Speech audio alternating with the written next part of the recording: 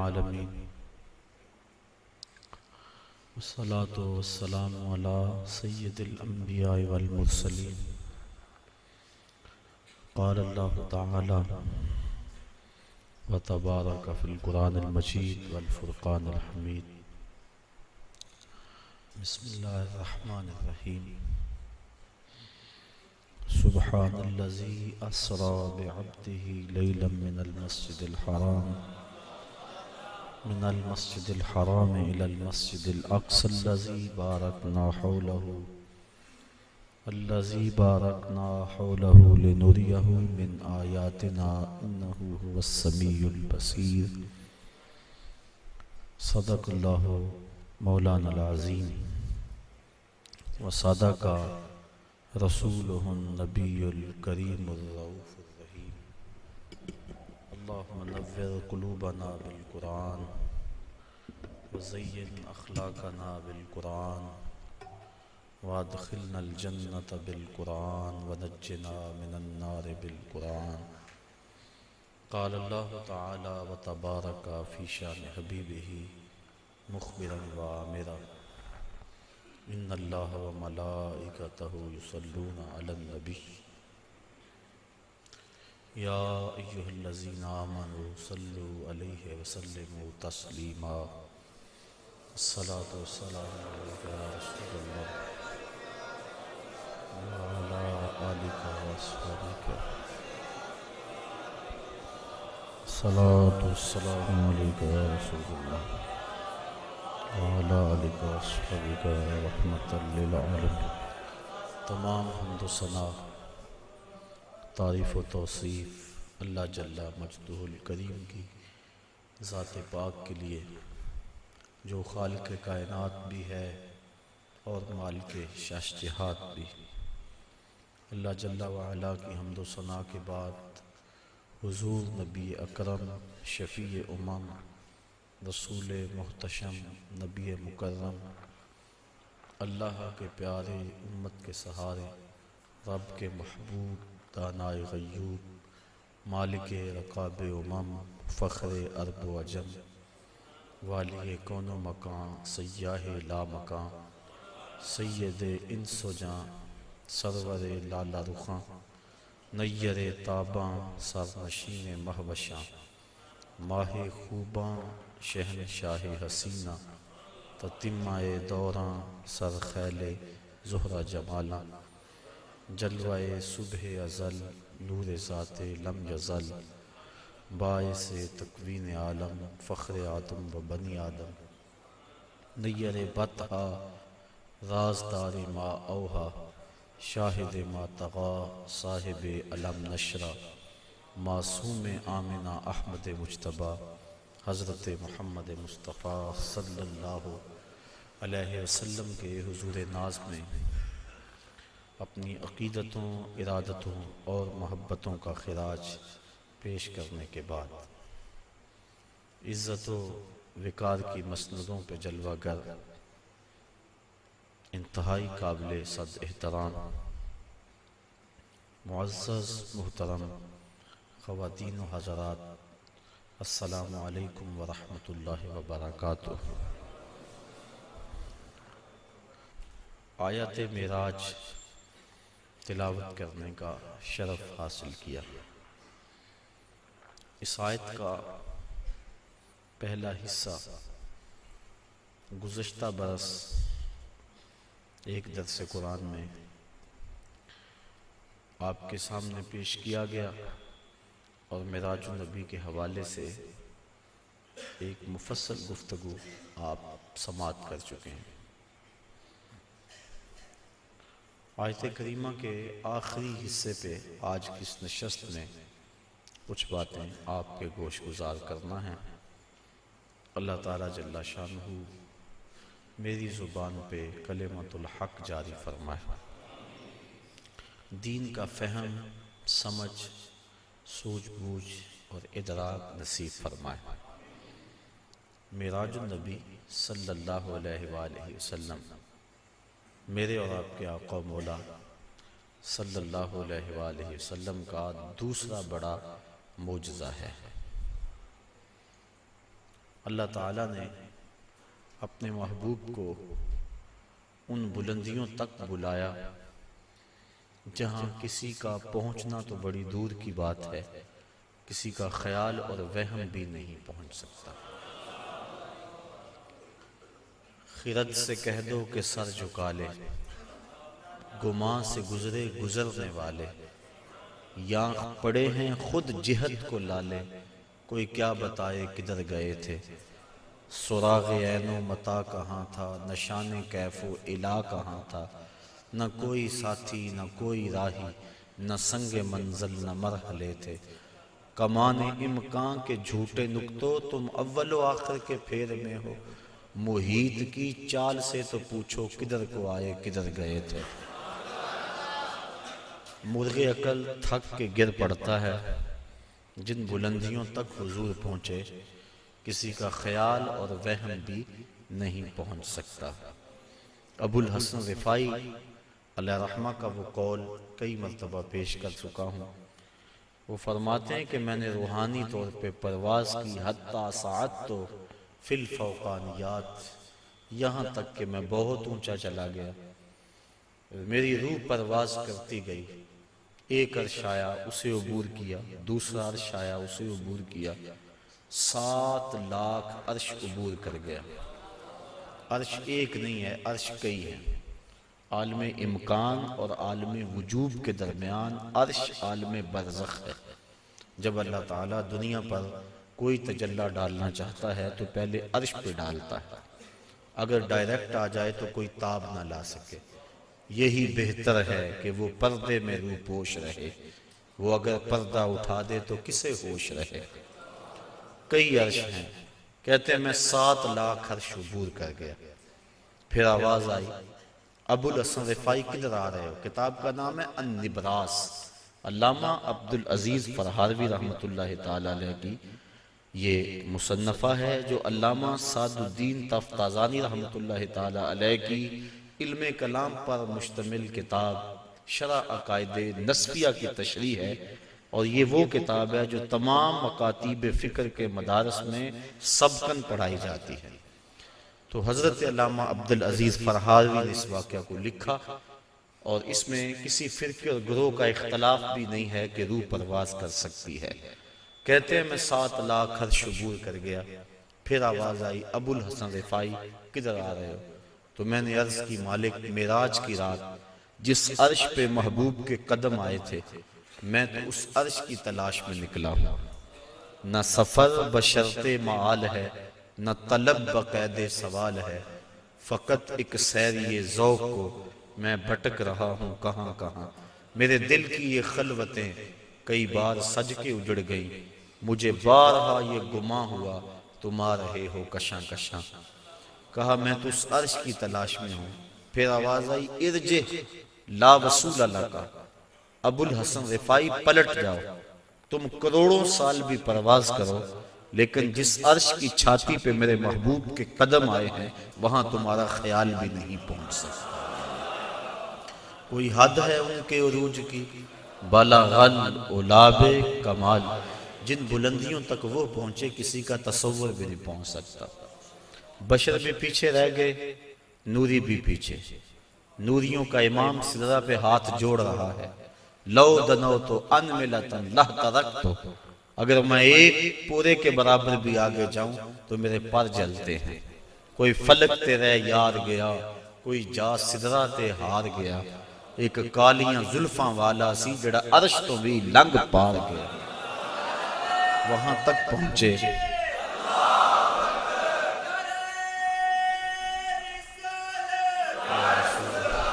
تو وہاں تک پہنچے جہاں کسی کا خیال، وہم، سوچ بھی نہیں پہنچ سکتے۔ کہا ابو الحسن تم کروڑوں سال بھی پرواز کرو، لیکن جس عرش کی چھاتی پہ میرے محبوب کے قدم آئے وہاں تمہارا خیال بھی نہیں جا سکتا۔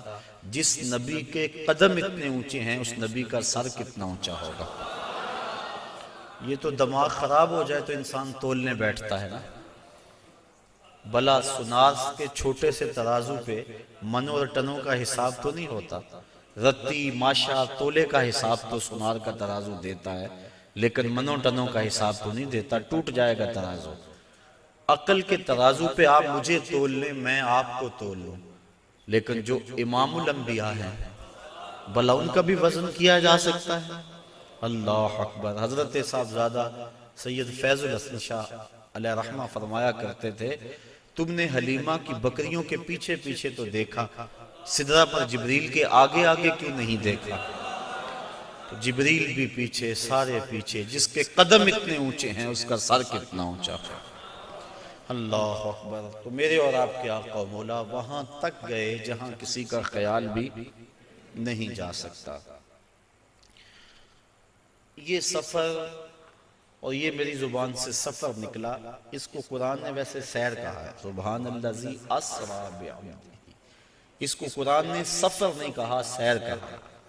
سفر معراج نہیں، سیر معراج۔ اور آپ جانتے ہیں کہ سفر اور سیر میں کتنا فرق ہے۔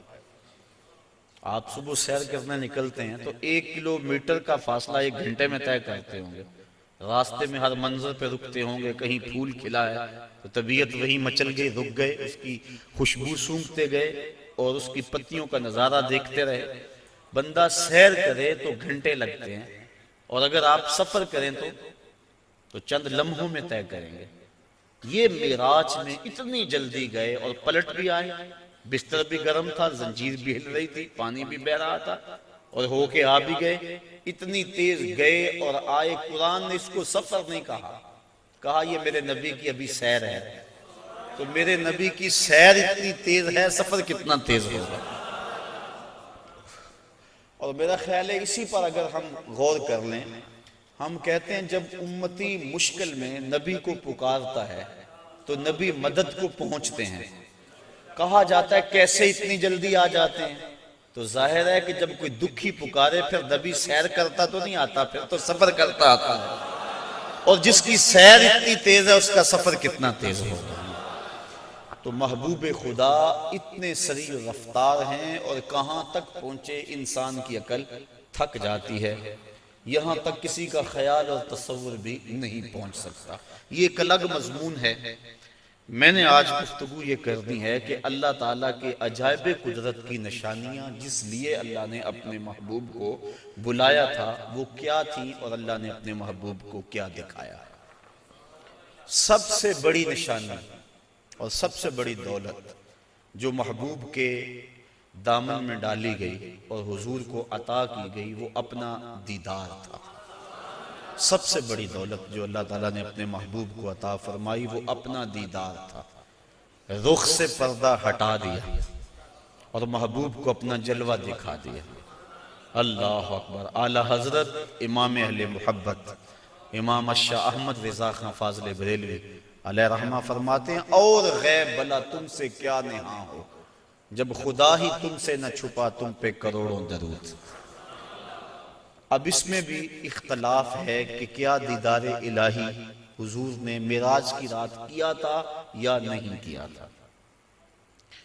بعض لوگوں کا موقف یہ ہے کہ حضور گئے تھے اور سدرۃ المنتہا کے پاس جبریل امین کو دیکھ کر آ گئے تھے، اللہ تعالیٰ کا دیدار نصیب نہیں ہوا۔ اگر یہ بات ہے تو پھر معراج موسیٰ علیہ السلام اور معراج مصطفیٰ میں فرق کیا ہوا کہ انہوں نے بھی نہ دیکھا اور یہ بھی نہ دیکھ سکے؟ اور جبریل کو اگر دیکھنے گئے تھے، جبریل تو 26,000 مرتبہ حضور کی چوکھٹ پہ آیا تھا، تو پھر حضور علیہ السلام وہاں گئے۔ اللہ تعالیٰ نے سورہ نجم کے اندر بیان فرمایا کہ ما کذب الفؤاد ما رأى، ما کذب الفؤاد ما رأى، جو آنکھ نے دیکھا دل نے اس کی تکذیب نہیں کی بلکہ تصدیق کر دی۔ تصدیق کون کرتا ہے؟ ایک شخص اچانک یہاں نظر آئے اور میں گمان کروں کہ یہ فلاں شخص ہے، تو میں آپ سے پوچھوں جناب یہ وہی ہے؟ تو جس نے اسے دیکھا ہوگا، جو اسے پہچانتا ہوگا، وہی کہے گا نا جناب ہاں یہ وہی ہے۔ اور جس نے میری طرح پہلی مرتبہ دیکھا ہے وہ تصدیق تو نہیں کر سکتا۔ تصدیق تو وہ کرتا ہے جس نے پہلے دیکھا ہو۔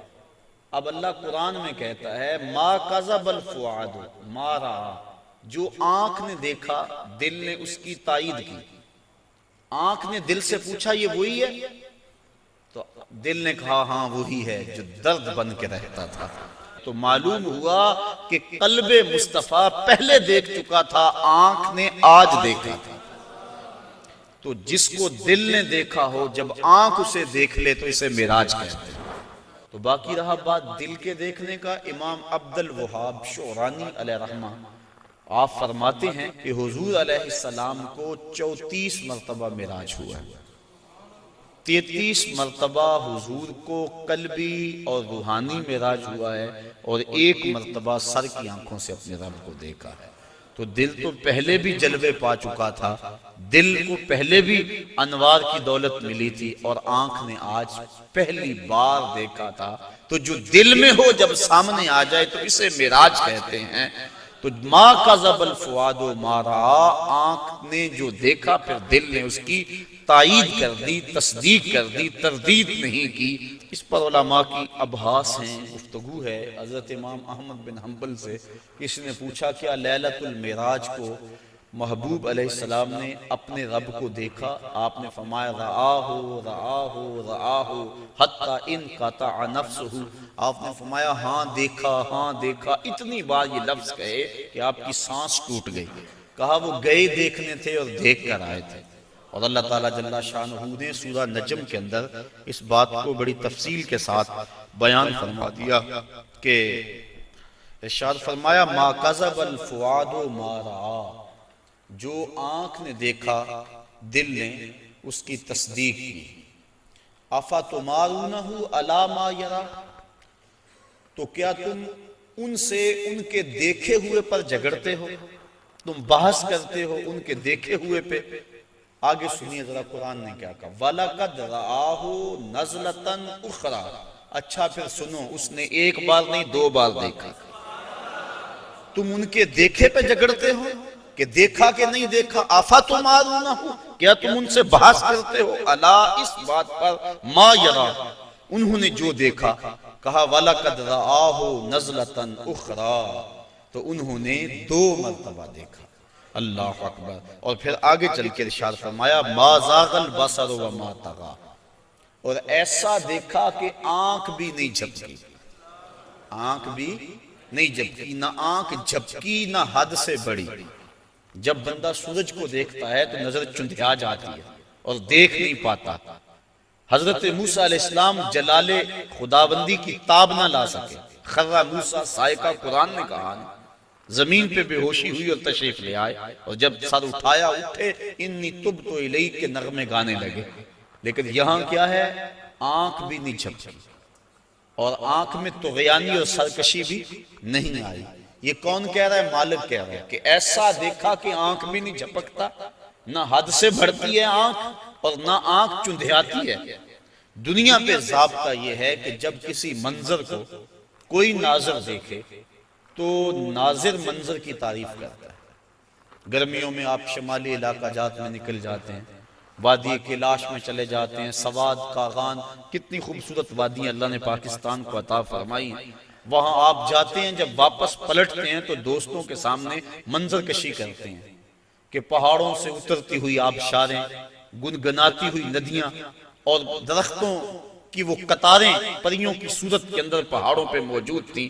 برف پوش وادیوں کا بھی تذکرہ کرتے ہیں، اٹکیلیاں کرتے ہوئے دریاؤں کے پانیوں کا تذکرہ کرتے ہیں. آپ پلٹ کے آ کے منظر نگاری کرتے ہیں کہ حد ہو گئی، کیسا حسن تھا.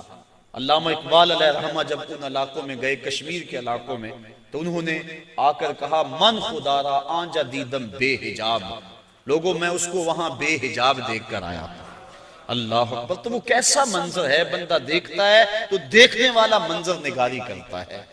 لیکن دنیا کا ضابطہ یہاں یہی رہا ہے کہ ناظر منظر کی تعریف کرتا ہے، واہ واہ کیسا منظر تھا. نظر کہتی ہے واہ واہ کیسا منظر تھا. لیکن پہلی مرتبہ ایسا ہوا جب نگاہ مصطفیٰ نے جمال خدا کو دیکھا تو منظر پکار اٹھا ما زاغ البصر وما طغى، واہ واہ کیسی آنکھ ہے، نہ بھٹکتی ہے نہ بہکتی. اللہ اکبر. تو منظر نے پہلی مرتبہ نظر کی تعریف فرمائی. تو ایسا دیکھا کہ ایسا کسی نے نہیں دیکھا ہوگا جیسا مصطفیٰ نے دیکھا۔ اللہ تعالیٰ نے اپنے محبوب علیہ السلام کو فرمایا یا محمد انت و انا و ما سوا ذالک خلقت لاجلک، محبوب ایک تو ہے ایک میں ہوں، اور اس کے علاوہ جو کچھ ہے میں نے تیرے لیے پیدا کیا۔ تو حضور علیہ السلام نے جواباً عرض کیا اللہم انت و انا و ما سوا ذالک ترکتہ لاجلک، مالک ایک تو ہے ایک میں ہوں، اور اس کے علاوہ جو کچھ تو نے میرے لیے پیدا کیا سب کچھ تیرے لیے چھوڑ آیا ہوں۔ اللہ تعالیٰ نے اپنے محبوب کو بہت کچھ دیا، جھولیاں بھر دی، ہماری عقلیں احاطہ نہیں کر سکتی۔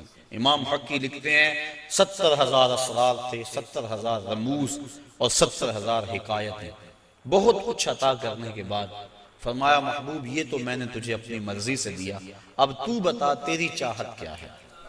بیما اشرفک یا احمد صلی اللہ علیہ وسلم، اس کو امام غازی نے بھی لکھا، ملا جیون تفسیرات احمدیہ میں لکھتے ہیں، باقی لوگوں نے بھی اس کو لکھا، کہا بیما اشرفک یا احمد، اے محبوب بتا تجھے کیا عطا کروں، تیری اپنی چاہت اور ڈیمانڈ کیا ہے۔ اب ایک منٹ کے لیے میں آپ کو اختیار دے دوں، مجھے اختیار دیا جائے کہ مانگو کیا مانگنا ہے، تو ہمارے سوال سے ہماری ذہنی اپروچ کی خبر ہو جائے گی، کس کی سوچ کتنی بلند ہے، کیا مانگتا ہے۔ کسی کے سوال سے اس کے اندر کی کیفیت سمجھ میں آ جاتی ہے، کسی کی عظمت کا اندازہ کرنا ہو تو اس کے سوال سے اندازہ کیا جا سکتا ہے۔ اب اللہ نے اپنے محبوب کو اختیار دیا کہ محبوب مانگ کیا مانگتا ہے۔ اب دیکھیے حضور کا انتخاب کہ حضور نے کیا مانگا۔ جب کہا بیما اشرفک، تجھے کس چیز سے نوازوں، تو عرض کی بنسبتی الیک شرفنی بالعبودیہ، اے اللہ ساری زندگی میں نے کہا کہ تو میرا رب ہے، سجدوں میں، قیام میں، رکوع میں، بدر کی وادی میں پتھر کھانے کھائے، اور میں نے کہا کہ تو میرا رب ہے، مطاف میں، حتیم میں، کعبۃ اللہ میں، سین حرم میں، ہر جگہ میں نے کہا کہ تو میرا رب ہے۔ آج تو بھی تو کہہ دے کہ تو میرا بندہ ہے، بنسبتی الیک شرفنی بالعبودیہ، آج تو مجھے بندہ کہہ کے پکار دے۔ تو اللہ تعالیٰ نے اپنے محبوب علیہ السلام کو معراج کے واقعہ میں جہاں بھی پکارا عبد کہہ کے، سبحان الذی اسری بعبدہ فاوحی الی عبدہ ما اوحی، اور پھر 50 نمازوں کا تحفہ دے کر حضور علیہ السلام کو روانہ کیا۔ تفصیلات بہت ساری ہیں، اختصار کے ساتھ اپنے مضمون کی طرف آ رہا ہوں۔ حضرت موسیٰ علیہ السلام چھٹے آسمان پہ ملے اور کہا کیا ملا، بتلایا کہ 50 نمازیں ملی ہیں، اور جنابت پر 7 مرتبہ غسل کرنا ملا ہے، کسی کپڑے کو نجاست لگ جائے تو 7 بار اس کو دھونا اور اس سے وہ پاک ہو جائے گا، مجھے یہ ملا ہے۔ اللہ کی بارگاہ میں حاضر ہوا اور یہ تحائف لے کر پلٹا ہوں۔ تو حضرت موسیٰ علیہ السلام نے کہا کہ آپ کی امت اتنا بوجھ برداشت نہیں کر سکتی، چونکہ میں بنی اسرائیل کا تجربہ رکھتا ہوں، یہ 50 نمازیں نہیں پڑھیں گے۔ اللہ کی بارگاہ میں جائیں اور تخفیف کی درخواست کریں۔ حضور علیہ السلام حاضر ہوئے، تخفیف کی درخواست کی، 5 نمازیں معاف ہوئی، باقی 45 رہ گئی، اس طرح باقی معاملات میں بھی تخفیف ہوئی۔ پھر آئے، انہوں نے پھر کہا، پھر گئے، پھر آئے، حتیٰ کہ علی حاضر قیاس 5 نمازیں رہ گئیں۔ حضرت موسیٰ علیہ السلام نے عرض کی کہ حضور ایک مرتبہ اور جائیے۔ فرمایا مجھے اب اپنے رب سے حیا آتی، چونکہ عادت باری تعالیٰ یہ تھی کہ ہر بار 5 نمازیں معاف ہوتی تھی، اب رہ ہی 5 گئی تھی، اب جاتے تو اللہ یہ بھی رخصت دے دیتا، جو 50 سے 5 کر سکتا ہے وہ 5 میں بھی تخفیف فرما سکتا تھا، لیکن کہا اب مجھے اپنے رب سے حیا آتی ہے۔ اب اس پر 2-3 باتیں، ایک یہ کہ اللہ کے علم میں بلا نہیں تھا کہ بالآخر 5 نمازیں رہ جائیں، پتا تھا نا اللہ کو بالآخر 5 رہ جائیں، تو اللہ دیتا ہی 5، پہلے 50 دی، پھر گئے، پھر 5 معاف کی، پھر گئے، حتیٰ کہ 9 مرتبہ جانا ہوا اور پھر 5 رہ گئی۔ اللہ تعالیٰ کا علم بڑا وسیع ہے، اور اللہ تعالیٰ کا علم قدیم ہے اور حادث نہیں، تو اس کو پتا تھا کہ بالآخر 5 نمازیں رہ جانی ہیں، وہ عطا ہی 5 کرتا، لیکن اگر وہ 5 دیتا لوگوں کو عظمت مصطفیٰ کا علم کیسے ہوتا۔ اللہ کے ہاں جو محبوب علیہ السلام کی محبوبیت ہے اس کا پتہ کیسے چلتا؟ اور دوسری بات، لا تبدیل لکلمات اللہ، اللہ کی باتیں تبدیل، اور یہاں بظاہر 9 مرتبہ تبدیلی آئی ہے۔ کتنی مرتبہ؟ تو اللہ تو فرماتے ہیں میری باتیں تبدیل نہیں ہوتی، یہاں 9 مرتبہ تبدیلی آئی۔ تو اللہ تعالیٰ نے دوسرا ضابطہ دے دیا، من جاء بالحسنۃ فلہ عشر امثالھا، جو ایک نیکی کرے 10 کا ثواب دوں گا۔ اللہ کی باتیں نہیں بدلتی، تم 5 پڑھو گے ثواب میں 50 کا ہی عطا فرماؤں گا۔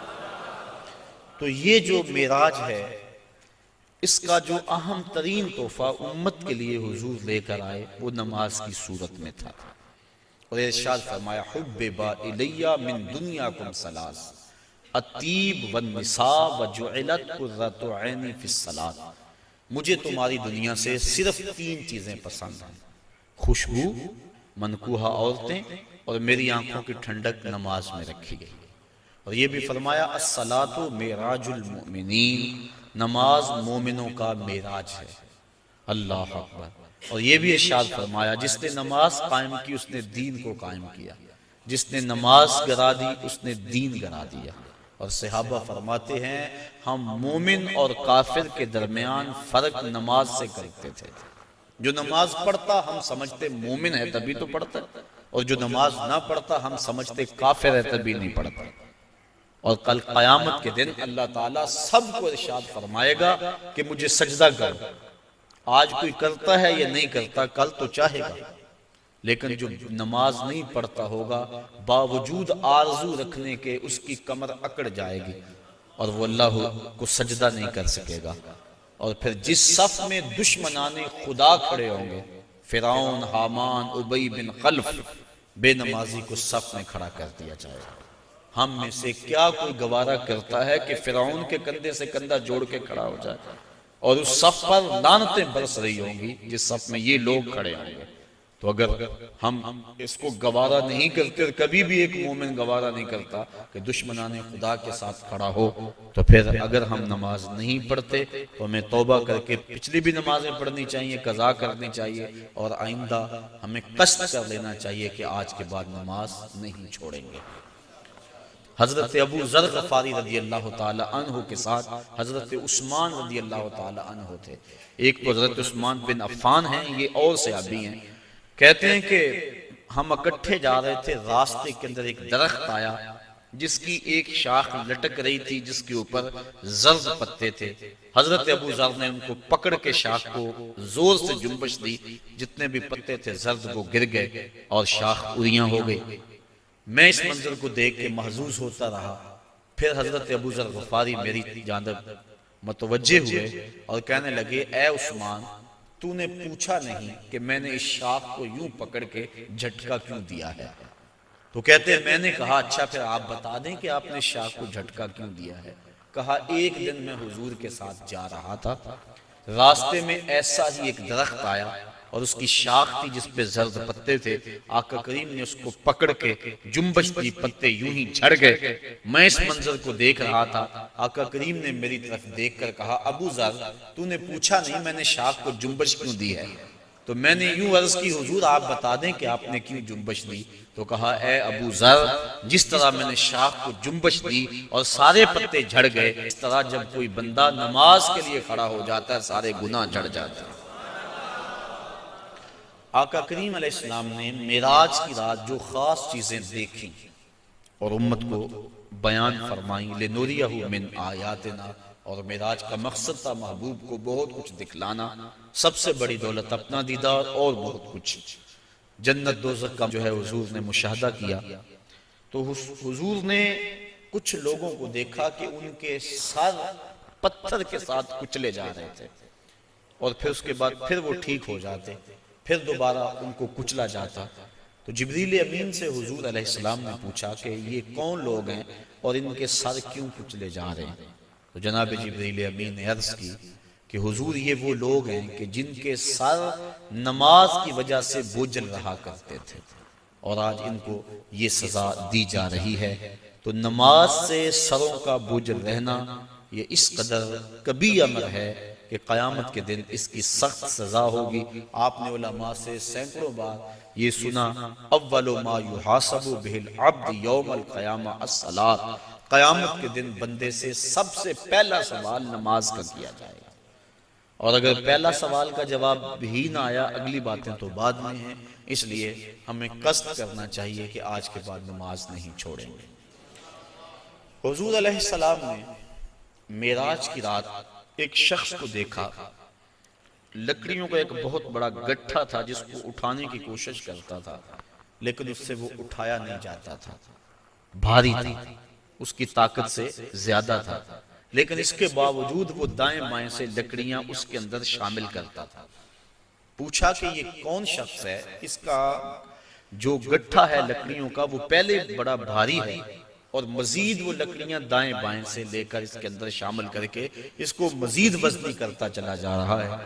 تو عرض کی کہ حضور یہ آپ کی امت کا وہ شخص ہے کہ جس کے پاس لوگوں کی کثرت کے ساتھ امانتیں موجود ہیں اور وہ ان کو ادا کرنے کی پوزیشن میں نہیں، لیکن اس کے باوجود اور امانتیں پکڑتا چلا جا رہا ہے، اور اس بات میں حدیث ہے کہ لوگ میرے پاس پیسے امانتیں جمع کروائیں۔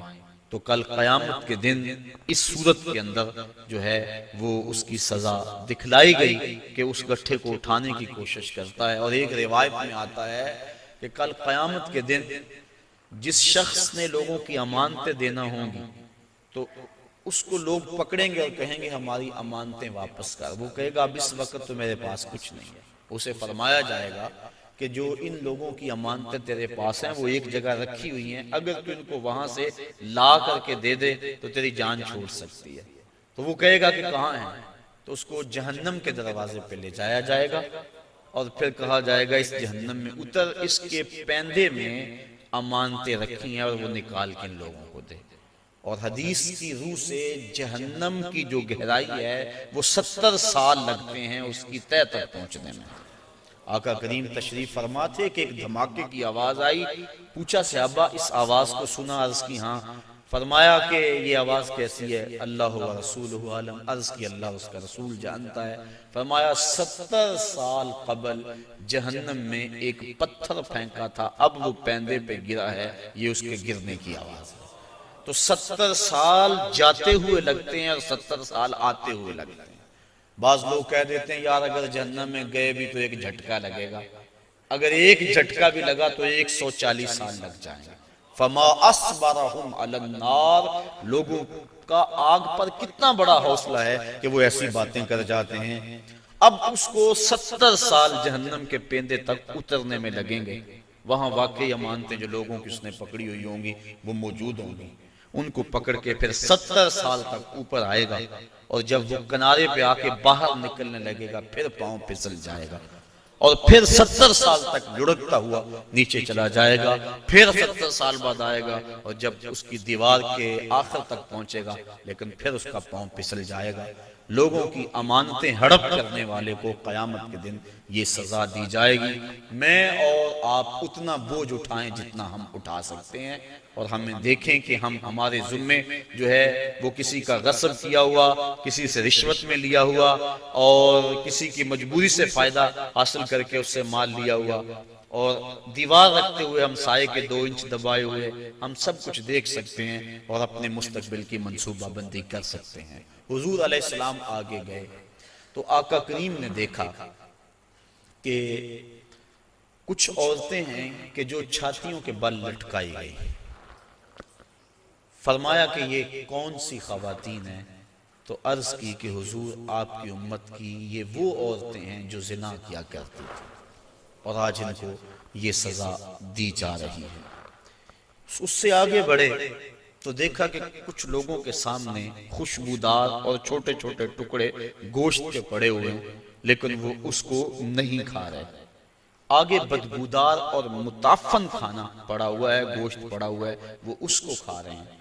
پوچھا کہ یہ کون لوگ ہیں؟ تو جبریل نے عرض کی کہ آپ کی امت کے یہ وہ لوگ ہیں کہ جن کو حلال بیویاں میسر تھی لیکن اس کے باوجود وہ بازاری عورتوں سے اپنا منہ کالا کیا کرتے تھے، تو کل قیامت کے دن ان کو سخت سزا دی جائے گی۔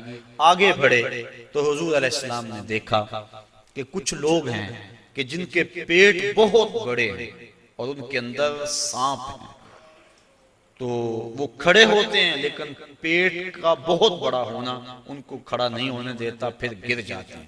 پوچھا کہ یہ کون لوگ ہیں؟ تو بتلایا گیا کہ یہ وہ لوگ ہیں جو سود کھایا کرتے تھے۔ سود کی حرمت قرآن مجید میں بڑی وضاحت کے ساتھ آئی، اور فرمایا سود لینے والا، حضور نے ارشاد فرمایا سود دینے والا، سود کی رقم پہ گواہ بننے والا اور سود کی رقم کے معاملے کو لکھنے والا گناہ میں برابر کے شریک ہے۔ تو اس لیے ہمیں ان چیزوں سے بچنا چاہیے۔ ایک حدیث میں آیا، آقا کریم نے ارشاد فرمایا، حضرت علی المرتضیٰ سے روایت ہے، فرمایا 7 اشخاص ایسے ہیں جب تم انہیں قبر میں دفن کر کے آتے ہو تو ان کے رخ قبلے سے پھیر دیے جاتے ہیں، اور ساتھ فرمایا فَاذْهَبُوا وَانْبُشُوا قُبُورَهُمْ فَإِن لَّمْ تَجِدُوا هَٰكَذَا مَا قُلْتُ لَكُمْ فَهُوَ باطل۔ کہا جاؤ جا کے قبریں اکھیڑ کے دیکھ لو، اگر ایسا نہ پاؤ جیسا میں کہہ رہا ہوں تو آ کے کہہ دینا کہ غلط کہا تھا۔ عرض کی قیلا من ہم یا رسول اللہ صلی اللہ علیہ وسلم، عرض کی حضور یہ کون لوگ ہیں کہ جن کے رخ قبر میں قبلے سے پھیر دیے جاتے ہیں؟ تو حضور نے ارشاد فرمایا شارب الخمر و بائع البش و شاہد الزور و آکلۃ الربا والنائحۃ والمحتکر و تارک الجماع۔ 7 اشخاص گنوائے۔ پہلا شارب الخمر، شراب پینے والا۔ ایک روایت کے لفظ ہیں کہ شراب اپنے لیے بنانے والا، کسی اور کے لیے بنانے والا، شراب پینے والا، شراب پلانے والا، شراب بیچنے والا، شراب خریدنے والا، اور جس کے لیے شراب خریدی ہے، شراب کو ڈھونے والا، دوسری جگہ منتقل کرنے والا، ہمارا سب پر اللہ کے رسول نے لعنت بھیجی۔ تو یہ ایسا برا فعل ہے۔ ایک روایت کے لفظ میں نے پڑھے کہ شارب الخمر کعابد الوثن، شراب پینے والا بت پوجنے والے کی طرح۔ ہمارے معاشرے میں شراب نوشی سرایت کر گئی ہے، اور اب تو بعض طبقوں کے اندر یہ برا بھی نہیں سمجھا جاتا، جبکہ حلال سمجھ کے پینا تو کفر ہے، اور اس کو حرام سمجھتے ہوئے اس کی حرمت کے قائل ہونے کے باوجود پینا یہ گناہ کبیرہ ہے، اور منع فرمایا گیا سختی کے ساتھ۔ ارشاد فرمایا ایک تو ویسے بھی شرابی جب مرتا ہے اسے مرتے ہوئے کلمہ نصیب نہیں ہوتا، اور دوسرا یہ روایت جو میں نے آپ کے سامنے رکھی کہ اس کا قبلے سے رخ پھیر دیا جائے گا۔ اور اب یہ بھی میڈیا پہ بیٹھ کے ہمارے روشن خیال حکمرانوں کی ایما پر لوگ کہہ رہے ہیں کہ صرف خمر حرام ہے، باقی جو چیزوں سے کشید کی گئی چیزیں ہیں وہ حرام نہیں ہے، جبکہ میرے اور آپ کے آقا و مولا صلی اللہ علیہ وآلہ وسلم نے واضح طور پہ فرمایا ہر وہ چیز جو نشہ لاتی ہے وہ شراب ہے، اور ہر شراب خمر حرام ہے۔ تو وہ نشہ چاہے کوئی بھی چیز لانے والی ہو اس کو شریعت نے واضح طور پہ حرام کر دیا۔ یہ دوسرا بائع البش، جن کے رخ جو ہیں وہ قبلے سے پھیر دیے جائیں گے، تو فرمایا ان میں سے بردہ فروشی کرنے والا، انسانوں کی خرید و فروخت کرنے والا۔ اب دنیا پہ یہ اس انداز سے غلامی کا انداز تو نہیں ہے، لیکن اعضائے انسانیہ کو اب بھی لوگ فروخت کر رہے ہیں۔ آپ روزانہ اخبارات میں پڑھتے ہیں کہ گردہ فروشی کا کاروبار اور مختلف اعضائے بدنیہ کا کاروبار۔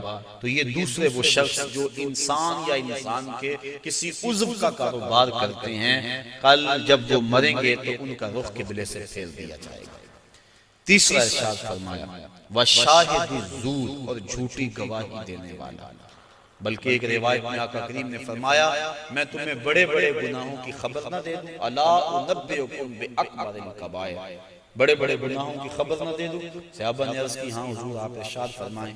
فرمایا الاشراک باللہ وعقوق الوالدین الا وقول الزور، اور ایک فرمایا وشہادت الزور۔ یہ مختلف اقوال ہیں احادیث میں، مختلف احادیث میں، تو شہادت الزور جھوٹی گواہی کو حضور علیہ السلام نے جو ہے وہ اکبر الکبائر میں شمار کیا۔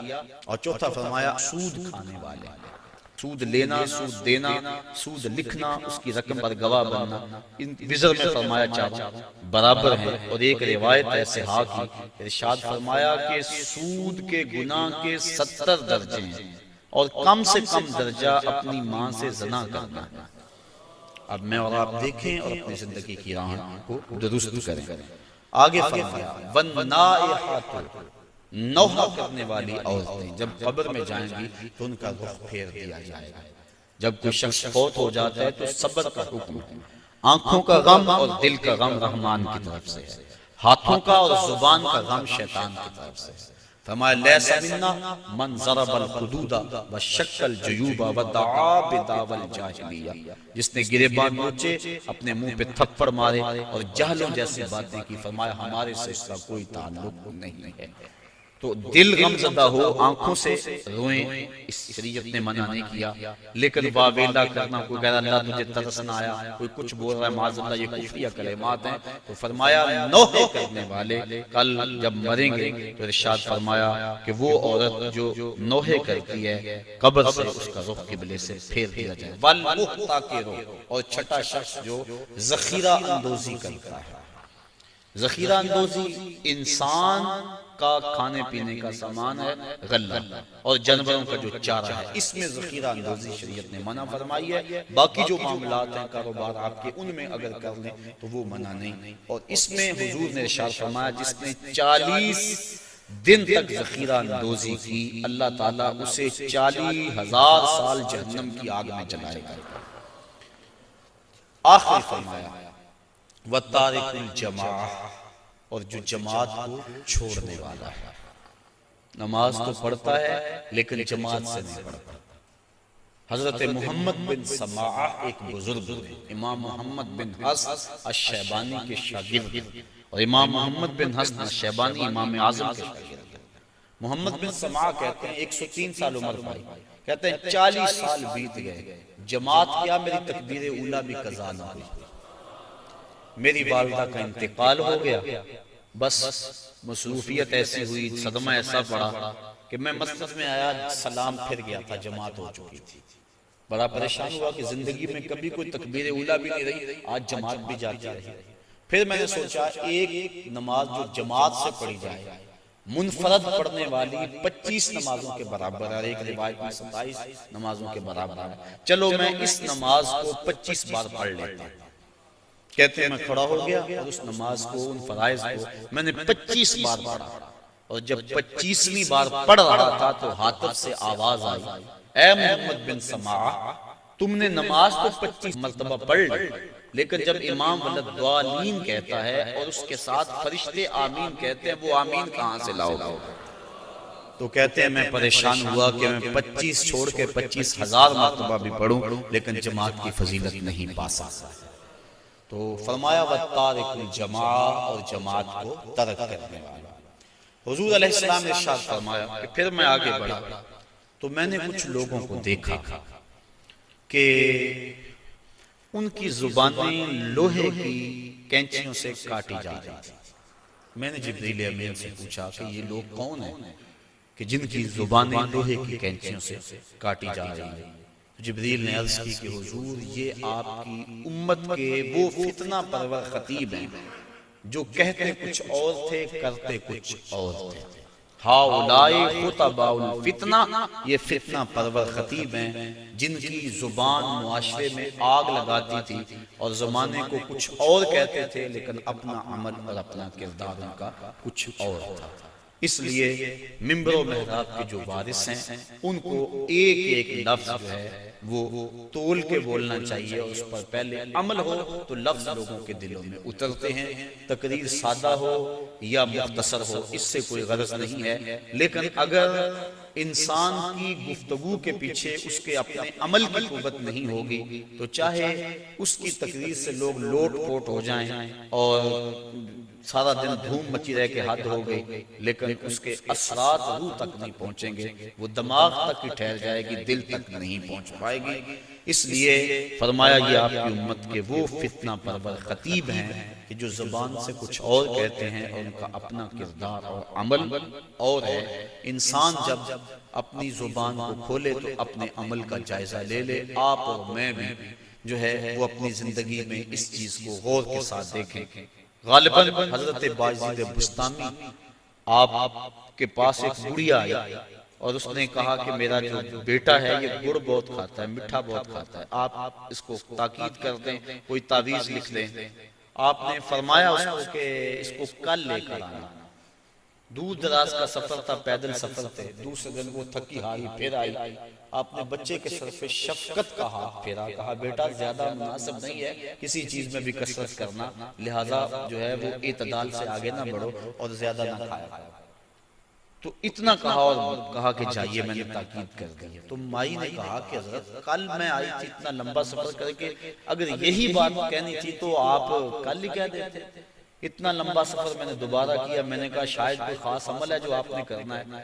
تو فرمایا کہ اصل بات یہ تھی کہ کل اتفاق سے میں نے خود کھایا ہوا تھا، اس لیے اسے منع کرتا تو شاید میری بات میں اثر نہ ہوتا۔